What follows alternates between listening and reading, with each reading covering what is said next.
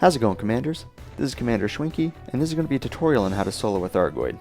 The footage used here will be of a Basilisk fight, which is the second strongest type of Thargoid currently in the game, but the strategies used in this video can be applied to any variant of Thargoid other than Scouts. There are plenty of different strategies that people use to fight these things, but this video is mostly going to be going over the strategy that I personally use and have found the most success with. The strategy I use in this tutorial focuses heavily on speed, so something such as an Anaconda, Corvette might struggle with this. As long as you can break 480 though, which a cutter is capable of, you should be okay. Before we actually get into the footage of the fight though, there are a few things I want to go over. First, let's go over spawn mechanics of the swarm. This is important. At the beginning of the fight, the Thargoid will spawn a swarm, and then it will spawn a new swarm for every heart that is destroyed. However, if there's a swarm currently out, the Thargoid will not spawn a second swarm to join the first. Instead, it's going to keep the second swarm queued up, and as soon as that first swarm dies, it will almost immediately replace it with a queued up swarm. Because of this mechanic, we're going to have to kill 2 swarms between hearts 1 and 2 since we ignored the swarm at the start of the fight. After this though, we'll only need to deal with 1 swarm after every heart. Occasionally in wing fights, they won't follow these spawn mechanics, but I'm not sure if this is just a glitch or if maybe the difficulty scales up with wings. But in solo fights, barring some sort of glitch, they will always follow these rules. Another mechanic that you need to know of is the post-heart destruction countermeasures. Every time you kill a heart, the Thargoid will attempt to use some sort of defensive countermeasure. Which countermeasure it uses though depends on what number heart it just lost. For all variants, they're going to attempt to chase you aggressively with its lightning attack after losing their first heart. After this, however, they're always going to use caustic missiles after losing a heart, except when you kill the second to last heart. This is heart number 3 for the Cyclops, 4 for the Basilisk, and 5 for the Medusa. After destroying the second to last heart, the Thargoid will attempt to disable your ship with an EMP blast, and then follow it up by shooting you with caustic missiles while you're immobile. There is a way to avoid these countermeasures, however, which I'll go over in the tutorial. As for outfitting your ship, I'm not really going to go in depth on that because that would be an entire video on its own, but the basic things you want to follow are have at least 1 Flak, at the very least 2 Gauss, I prefer 3, 4 is good too, and for defenses, you want to Mega Jewel and whole stack your ship. Resistances against a Thargoid are completely useless because they deal absolute damage. If you don't have the Gauss cannon unlocked yet, you're going to want to get it ASAP. It's a complete game changer, and compared to Gauss, the AX multi-cannon and missiles are complete shit. Unlocking it should only take about 1 to 2 hours, 3 at most if you're going really slow, and there are plenty of guides online so you can figure out how to unlock those. That's the only Guardian grinding you actually need to do. Other things such as the Guardian power plant, power distributor, etc., you can get those other internals and weapons if you'd like, but they're not mandatory at all. One last very important mechanic we need to keep in mind is the Enrage Mechanic. If you fail to kill a heart for 7 minutes, the Thargoid will become enraged. In this enraged state, it will spawn a highly aggressive swarm that will kamikaze attack you the moment it's in range. This attack is devastating and will shred your hull and modules if your shield is down.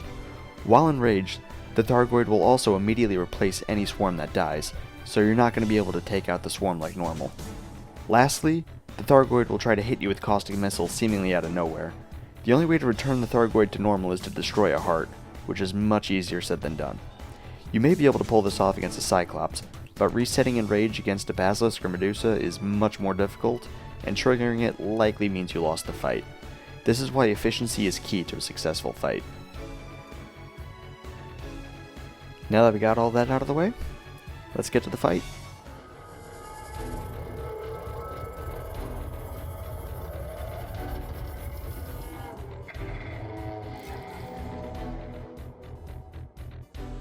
At the very beginning of the fight, you're going to want to pump it with as many shots as possible. Make sure to drop heat sinks as necessary so you don't cook your ship while you're doing it too. The idea is to kill the heart as quickly as possible. The quicker you get rid of the heart, the less damage you take. And as soon as you pop that heart, run away and get to roughly 4 kilometers and stay at that distance. Shortly after popping the first heart, the Thargoid is going to try to hit you with its lightning attack. During this time, it's going to be flying extremely aggressively and will have a very high top speed. The best way to avoid this is actually to turn around and face it and fly right by it. Thargoids have a very high top speed, but their acceleration is extremely slow, so if you fly by it, it'll have to turn around and then bring its speed all the way back up from 0, in which time you should be able to gain a lot of distance on it. Once you've gotten your distance, turn flight assist off, flip over to face the Thargoid in the swarm, and keep reversing away to give yourself a clear shot with a flak launcher. If you get too far from the interceptor, the swarm will fall back to regroup as seen here. This isn't an issue though, as it will remain in front of the interceptor even after falling back. Swarms will move in one of two ways.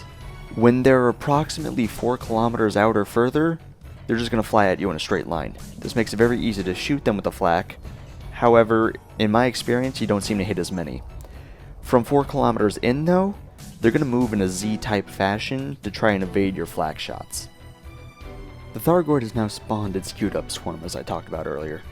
The key to killing a swarm is to keep the swarm in front of its interceptor. Against a Basilisk or Medusa, you'll need to fly by as I do here in just a little bit to get them to switch positions. This is because these two variants are actually too fast for the swarm to overtake them. When doing a flyby to switch the positions of the swarm and the interceptor, you can either pop a heat sink to go stealth and quickly get past the interceptor, or if you don't want to waste the heat sink, you can just drop 4 pips in the system so your shields can take as much as possible and just fly by. The important thing to do too is when you approach the swarm, make sure you're barrel rolling. When performing a barrel roll, the swarm tends to miss a lot of shots.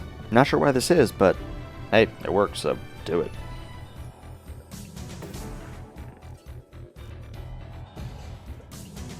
I've seen a few different methods for trying to flak the swarm, but this is what I find works best for me.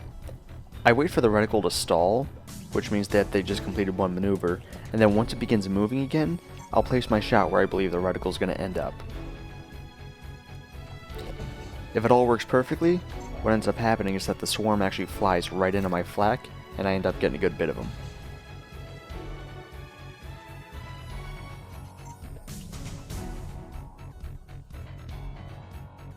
As you can see here, the reticle is stalled, which means it's about to make a maneuver in a certain direction. The reticle has begun moving upwards, so now I can try and take a guess at where I think it's going to end. And I'm going to guess about here, and place my shot right there. And it looks like that was a good shot. So now it's just a matter of repeating this until I manage to kill the entire swarm.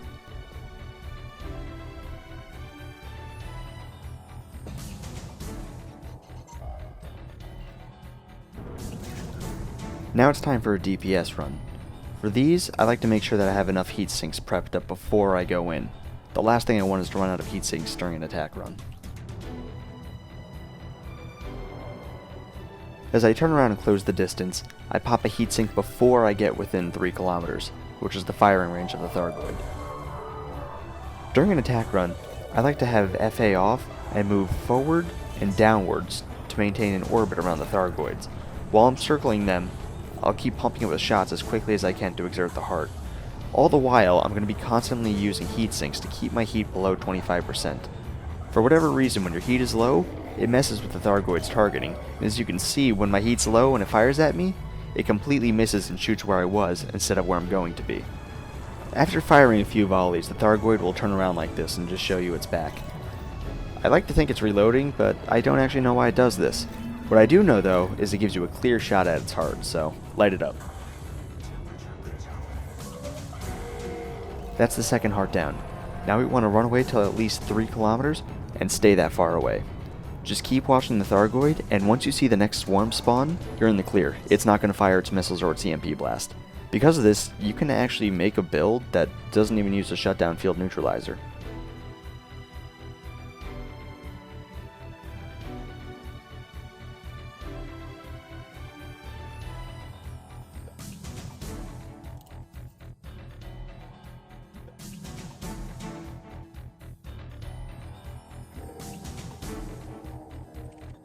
Now that we popped the second heart and we've also avoided the countermeasures, the fight's going to start getting methodical and a little bit repetitive.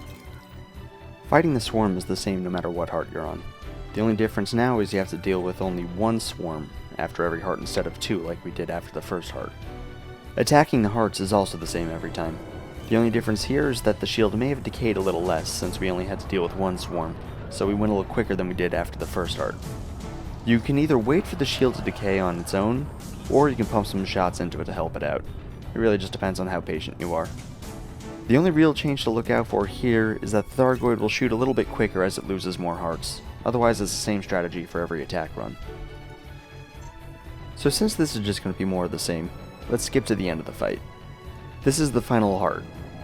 Prior to this engagement, I made sure that all my heat sinks were stocked up with syntheses, and I also made sure that my shields were in a comfortable spot before I engaged. You want to do this for every single attack run. Always make sure your shields are good enough that you think they'll hold, and make sure you have enough heat sinks. If you ever notice your shields are going to break during an engagement, get out immediately. Do not try to face tank, because your modules will get torn up almost immediately against Basilisks and Medusae. After destroying the final heart, you have enough time to pop in about 2 shots before the shield comes back. If you have at least 3 Gauss cannons on your ship, those 2 shots should be enough to kill a Cyclops. However, against a Basilisk or a Medusa, it won't be enough. You can put in the shots if you want, but it's unnecessary. What matters is being able to stay safe after killing the heart so you can finish the job. All that's left now is to flak the final swarm, peel off the shields, or just wait for him if you want, and then pump in a bunch of shots to kill it.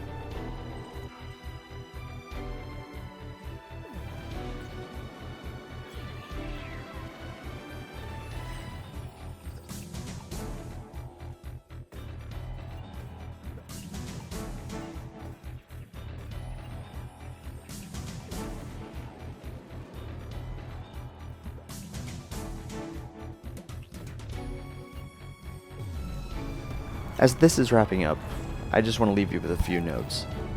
1. I cannot stress enough the importance of heat sinks using this strategy. As long as you keep your heat low, you're going to be avoiding a ton of damage. Heat sinks are basically what I rely on in my fights. I burn through synths like candy. Also, you can pace your shots in a way that your heat comes back down to stealth temperatures by the time they fire their next volley. It's really useful against something like a Medusa, where any shot is going to strip off a ring of your shield. Lastly, if you have a big, slow ship, but you want to still try to emulate this strategy, what you can actually do is use a fighter to act as a sacrifice whenever you kill a heart. Just send out the fighter, have it target the Thargoid, and it'll distract it and let you get some distance away. It'll basically emulate you being fast enough to outrun the Thargoid. And with that, we're done. I hope this guide helped you out. Good luck out there, Commanders.